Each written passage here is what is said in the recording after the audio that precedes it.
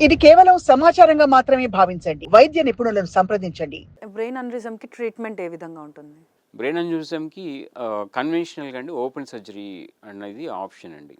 So, open surgery కన్వెన్షనల్‌గా అంటే ఎప్పటినుంచో ఉన్న ట్రీట్మెంట్ అది. లేటెస్ట్‌గా గత 10, 15 ఇయర్స్ నుంచి మనకు ఇంటర్వెన్షన్ రేడియాలజీలో ఎండోవాస్కులర్ ట్రీట్మెంట్స్ అనేది అవైలబుల్‌గా ఉన్నాయి. సో, దాంట్లో ఏంటంటే ఇప్పుడు మీకు సాధారణ పరిభాషలో చెప్పాలంటే ఒక గోడ ఉందనుకోండి. గోడలోకి పైప్ వెళ్తుంది. పైప్‌లో లీకేజ్ ఉంది. సో, మనం గోడను పగలగొట్టకుండా పైప్‌లో లీకేజ్‌ని అరికట్టొచ్చా? హ్మ్. ఎలా చేయొచ్చు అంటే దానికి మనకు ఒక అండర్‌గ్రౌండ్ సిస్టమ్ అన్ని కనెక్టెడ్ పైప్స్ ఉంటే, ఆ పైప్ నుంచి ఒక వైర్ పంపించి దాంట్లో సీల్ చేయడం లాంటిది ఏదైనా టెక్నాలజీ ఉంటే మనం గోడను పగలగొట్టకుండా చేయొచ్చు. సేమ్ టెక్నాలజీ ఇప్పుడు బ్రెయిన్‌కి సంబంధించి, రక్తాలకు సంబంధించి ఉంది.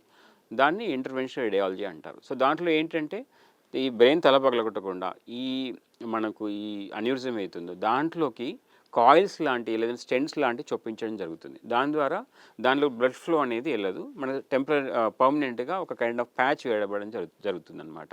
సో, అది బ్రెయిన్ అన్యూరిజంలోకి బ్లడ్ ఫ్లో వెళ్ళకపోయేసరికి ఏంటంటే అది మళ్ళీ బర్స్ట్ అయ్యే అవకాశం అనేది ఉండదు. గ్రో అయ్యే అవకాశం ఉండదు. సో, దీన్ని కాయిలింగ్ ట్రీట్మెంట్ అంటారండి.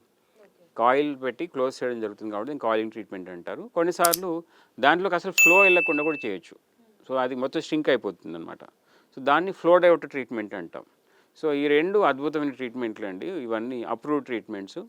సో, మనకు ఆల్టర్‌నేటివ్ టు సర్జరీ అని చెప్పొచ్చు. కొన్ని కండిషన్స్‌లో ఎస్పెషల్లీ చిన్న మెదడు దగ్గర ఉన్నటువంటి బ్రెయిన్ అన్యూరిజమ్స్‌కి ఇవి చాలా బాగా పనిచేస్తాయి. పెద్ద మెదడు దగ్గర ఉన్న వాటిలలో కూడా మోస్ట్ ఆఫ్ ద కండిషన్స్‌లో ఇవి అప్లికబుల్‌గా ఉంటాయండి. సో, అంటే ఇప్పుడు ఈ కాయిలింగ్ ప్రాసెస్ చేసిన తర్వాత మళ్ళీ ఫ్యూచర్‌లో బ్రెయిన్ అన్యూరిజం వచ్చే అవకాశాలు ఏమైనా ఉంటాయా? సో, దాంట్లో ఏంటండి ఇప్పుడు మనం దాంట్లో డిఫరెంట్ టెక్నిక్స్ ఉన్నాయి. సో, యూజువల్‌గా ఏంటంటే అన్యూరిజం సైజ్, మార్ఫాలజీ మనం యూజ్ చేసే టెక్నిక్ దాని మీద డిపెండ్ అవుతుంది. బట్ 95% కేసెస్‌లో యూజువల్‌గా రీగ్రోత్ ఛాన్స్ అనేది తక్కువ ఉంటుంది.